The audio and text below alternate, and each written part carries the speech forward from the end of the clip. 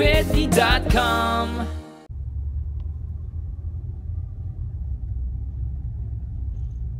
All right, we're at the governor's mansion right now, waiting for him to come out and speak to us on Jewish Heritage Month. As you can see behind me, we got lots of rabbis here. All right, we got the New Jersey Chabad rabbis right here. Say hi. Woo! Yeah. Rabbi's gone That's wild. it. Rabbi's gone wild. Hey, they said it. I didn't say it. Welcome everybody. Thank you for being here. We picked a perfect day to have this gathering, and I welcome many old friends here today to the governor's residence. Mary Pat sends her best. She is back up north with the children. But I wanted to be here today just to say a few words to all of you and to welcome you to the home. I hope that if you haven't already, you will take the time not only to walk around the home, but to walk around the grounds, especially at this time of year. This is a pretty extraordinary place. And when we got here, quite frankly, in 2010, it was in pretty bad disrepair.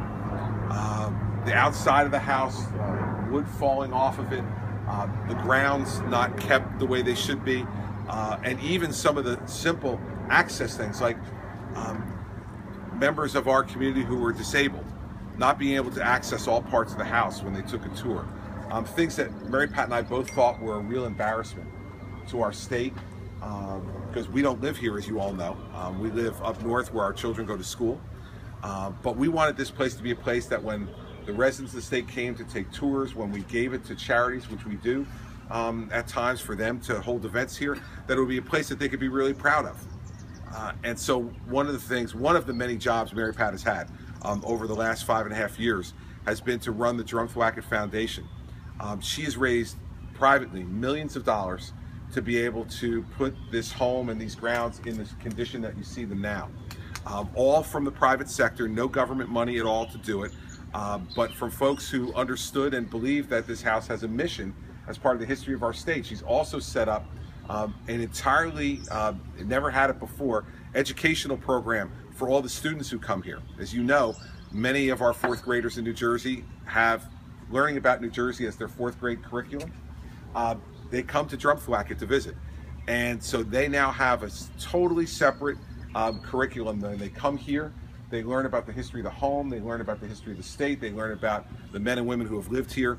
And so I hope you take the time to avail yourself of a lot of the things that are around the home today, because it's a really impressive, and it's one of the legacies that we'll leave to the next governor and to this, residents of this state, because it's your home.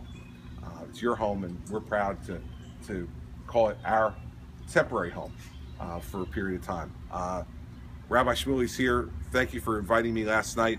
I had a wonderful event in New York City last night where I had the opportunity to speak to a large audience about the problems that are evident in the world. And earlier yesterday, I had the opportunity, because of my friend Zev, to meet with Ambassador Dermer right here at Drumthwacket. He came to visit, and we spent an hour together talking about conditions in Israel and the Middle East today, about the actions of the current administration, and about those of us who want to continue to be able to speak out strongly in support of the things that we believe in. So it's been a busy few days for me in expressing my views, but I want to express them at least in shorter form to all of you right now, so that you hear it directly from me. What's happening right now in our country, in my view, is a sad departure from American leadership in the world. And I've said this to the Consul General as well. It is a sad time, but we cannot meet sadness with despair. We have to meet sadness with strength. The strength of our friendship, the strength of our principles, the strength of our beliefs. And if we don't do that, then we are, in my view, not fulfilling our moral responsibility. The fact is that the largest state sponsor of terrorism in the world should not be welcomed into the nuclear club.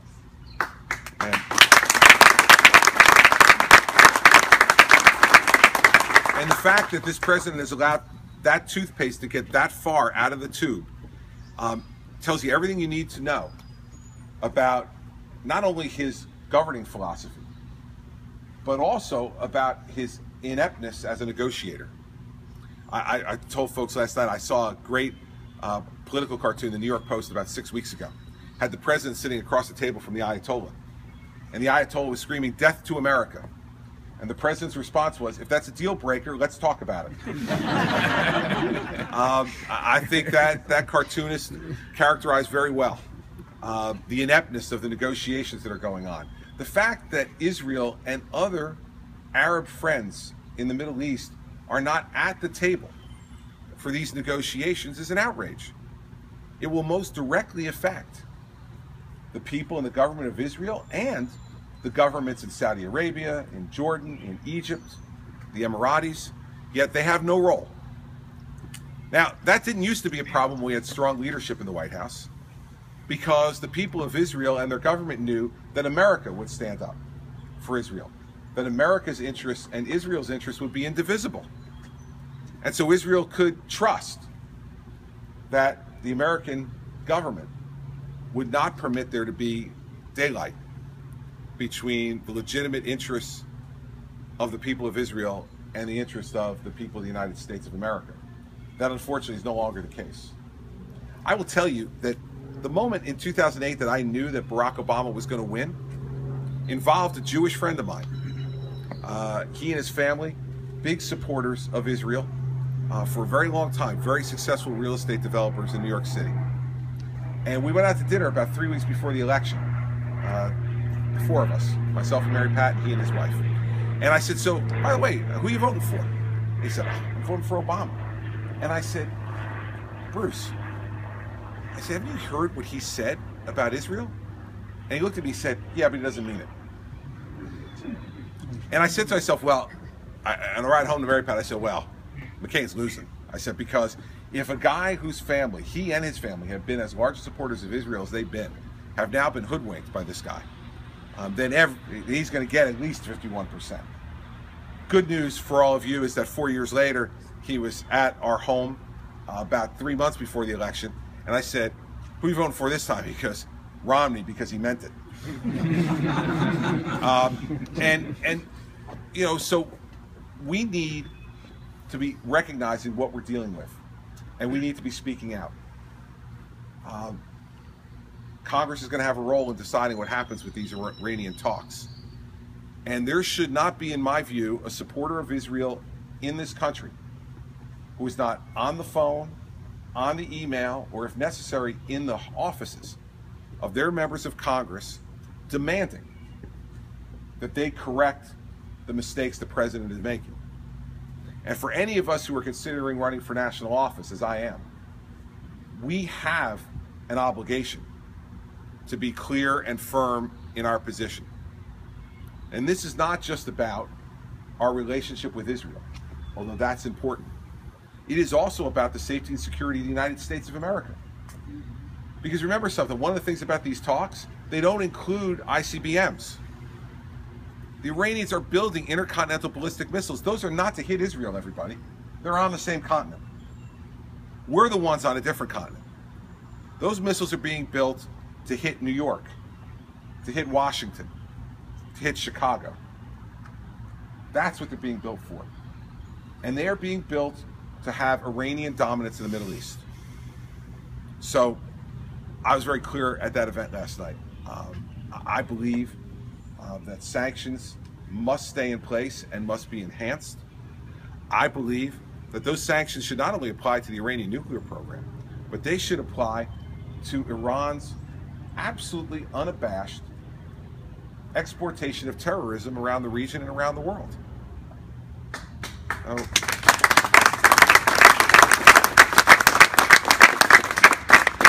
And so I have no problem as a political leader negotiating with civilized nations, even if they're our adversaries. But they must prove first that they're civilized. That's why I've opposed what the president's doing in Cuba as well. And because to me it's the same principle. You know, if there's a lack of human freedom and respect for the rights of God's creatures. That's got to be prerequisite to entering the family of civilized nations. And there is no respect for that in Cuba. And we know there's no respect for that in Iran. And so this president, for some reason, thinks he's got, you know, the magic Ouija board. He's figured out that the Iranians are going to change their behavior. I don't know based on what. Frighteningly now, I'm old enough to remember 1979. I remember the Iranians taking our embassy. I remember them taking our hostages. I remember them burning our flag. I remember them torturing those hostages. And I remember them holding them for 444 days. Why did they ultimately release them? They released them the day Ronald Reagan became the President of the United States, because they knew the fate they were facing under Reagan was worse than releasing those men and women. American strength and power, which is why I've been talking about national defense around this country as well, is a prevention of tyranny, a prevention of war. That's why we have to rebuild our military, not so that we become the world's policemen, but so that we intimidate the bad actors in the world from doing the things they're doing. The Iranians are very practical people in some respects. Their government wants to stay in power. And if they want to stay in power, they realize that if America were strong, we could end that if they were provocative. But right now, when they see the military declining as it is, and a president without the will to stand up, I said last night, the only world leader this president is willing to stand up to is Prime Minister Netanyahu. It's ironic.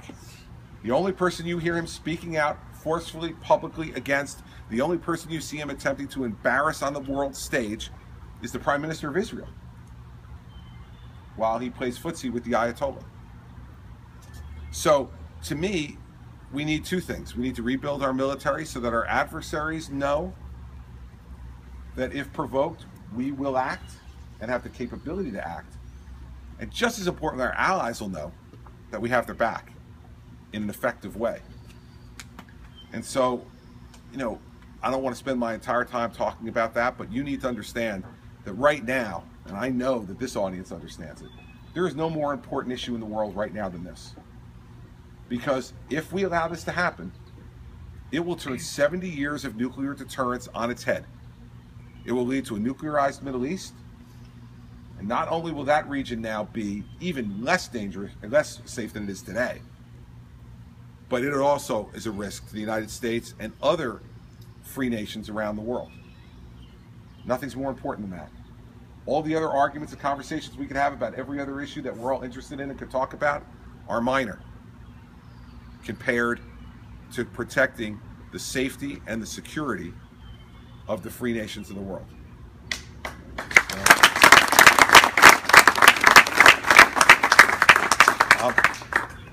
I want to thank all of you for what you do inside our state.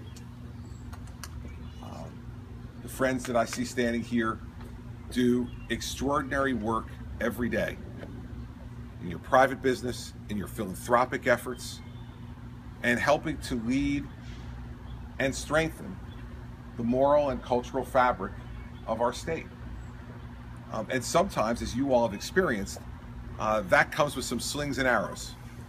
When you express strong opinions, when you stand up for things that others oppose, you're going to be criticized. Many people in this audience have experienced that. Here's what you need to know. I've experienced it too, and that means that we have a kinship with each other in that regard. And what it also means is that we have an alliance that we need to never take for granted. Sometimes when you've been with each other for a long time, these relationships can be taken for granted. For most of the people here, you've been with me now for 6.5 years. When I was running for governor the first time, and all the years I've been privileged to serve. And for some of you, you've known me even longer, going back to when I was United States Attorney. And we worked on issues of intolerance and civil rights violations across the state. I was thinking about this the other day when I was at the law enforcement memorial service that we have every year in Ocean Grove to honor the fallen men and women of law enforcement of the last year. And if you've never been to it, I suggest you should go at some point. It is a very moving ceremony, and one of the parts of the ceremony is there's screens on either side of the stage, and the bagpipers from law enforcement around the state play Amazing Grace over and over, and during that they are showing the photographs of every law enforcement officer who has lost his or her life in the line of duty since 1854 in New Jersey. It is an extraordinary reminder of the roll call of sacrifice that these men and women have made. And during that time, I'm sitting up on the stage, and it goes for a while. And you can't be looking at your cell phone during that. You can't be talking to your neighbor. It is a wonderful time to sit and think. And what I was thinking about this year was that was the 13th time I've been at that ceremony on the stage. 7 times as U.S. Attorney and 6 times as governor. And what struck me was I've been around for a long time in the forefront of the public discussion in this state. And what happens at times is people get tired of you. They do. They take you a little bit for granted. They get a little tired of you. They get tired of your voice. I hadn't thought about myself being at the front of public life in the state with one of only, at that time, 4 statewide positions. Governor, the 2 United States senators, and the U.S. Attorney. We now have a lieutenant governor, now there's 5, but in most of those years, there were just 4 of us who served statewide on our own steam. And so I urge you for us not to fritter away the years that we have left together in roles of leadership. We've got 2.5 years left, and then there'll be a new governor. Whoever that may be, I pray that they'll be good. But I fear they might not. And so we cannot count on the fact that we'll continue to have the same type of leadership and approach that we've had over the last number of years. And we have to move quickly over the next 2.5 years to solidify the gains that we've made and to make our state an even better place than it is today. I need your help to do that. Let us not grow weary of each other. And let us not take each other for granted. Because if we do, we will look back on this time with regret. No reason for us to do that. Amongst friends, that shouldn't happen. We should be working together for the goals and the beliefs that we all stand for and aspire to. So I am thrilled to call you my friends. Many of you traveled to Israel with me. Many of you have traveled up and down the state to my town hall meetings. Many of you helped to campaign for me in 2009 and in 2013. And I was honored, as I am today, to have your support and your friendship. And I will tell you that I'll work as hard as I can every day to make you proud of the fact that you're associated with us. So in a month like this, where we're acknowledging our Jewish heritage in this state, I'm proud that I've grown up in a state with the diversity that allows me to feel really at home, despite my difference in faith, with the people who stand here. When I sat with the ambassador 2 days ago, he was speaking quickly. He was a little worked up about a couple of things, and he was rolling, and he was interspersing Yiddish with English. And he stopped after having done it 2 or 3 times, and he said, "I should explain." And I said, "Ambassador, I grew up in Livingston." I said, "I do not have enough fingers and toes to count the number of bar and bat mitzvahs that I have attended during my youth, and all of the friends growing up and their parents who used those very same words. So far, you've not said anything that was out of my Roman Catholic mainstream. I've understood everything you've said." That's what I mean about the comfort of having grown up in a place where those cultures interacted in a way that was seamless. We never emphasized our differences. We absolutely reveled in being each other's friends. and being able to live those experiences together that have made our lives richer and that have made me a better leader because I've been able to experience those things. So we should feel really fortunate. There's lots about this state we'd love to change and should change, and some of it will get done and some of it we won't. And you know, we'll have people complaining about different things all the time because we're from New Jersey, so why not complain, right? We know we got a bit of an edge, we got a bit of a chip on our shoulder sometimes. I understand all that. But in moments like this, in a setting like this, we should also count our blessings. We should count our blessings. That we live in the freest and greatest country in the world. That we have health. That we have success and opportunity. And that we have the moral obligation to try to make sure that others experience the same things that we've been lucky enough to experience in our lives. Those are the things I thought about when I was riding down here today to meet with all of you, and how fortunate I feel to be amongst you. So enjoy the rest of the day. Enjoy the weekend. I am now headed to the Jersey Shore. As governor, that first week of the Memorial Day week, you got to get there. So I'll be in Belmar today to be welcoming everybody. I'll take the jacket off. I'll take the tie off. I'll actually look like I belong in New Jersey. And we're going to go down to Point Pleasant and remind people of the great assets this state has. Welcome them to New Jersey for the summer, and especially after everything we experienced in Hurricane Sandy 2-3 years ago now. We have a lot to be grateful for and thankful for. So I appreciate you all coming today. I appreciate your friendship. Zev, thank you for being here today and for helping to arrange my meeting with the ambassador this week. You've been a wonderful friend, and I appreciate it. Rabbi Shmuley, thank you for the invitation last night. Mary Pat and I really enjoyed our time there last evening. We met a lot of old friends, a lot of new ones, and Mendy actually gave me a great introduction.